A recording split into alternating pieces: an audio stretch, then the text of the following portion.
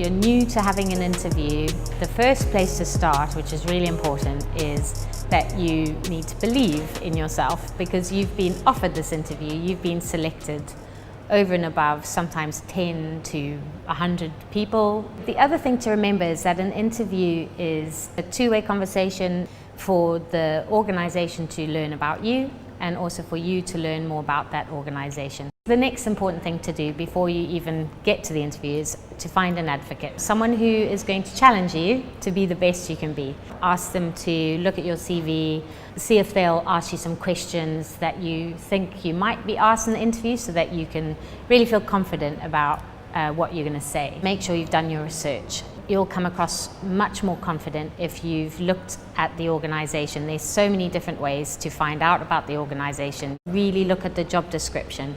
That's like your hints and tips about all of the things that you need to answer. It's about looking not just at your experience but also your aspirations and making sure that you bring that to the conversation. What am I proudest of on my CV? What are the things that really stand out, and what's my story behind those key things? So you're ready, you've done your research, you've done all the detail. Before you get there, what you want to do is make sure that you've checked where you're going, you've given yourself plenty of time to get there, you've got a bit of time just to gather yourself, take a few deep breaths, feel centered, tell yourself some positive affirmations, and then you'll be interview ready and confident. So you're in the interview room and you're ready to go. When you're telling your stories, try to have eye contact, try to speak to everyone in the room, and be honest. If somebody asks you a question and you don't understand it, ask them to clarify it a little bit more for you so you can answer it properly.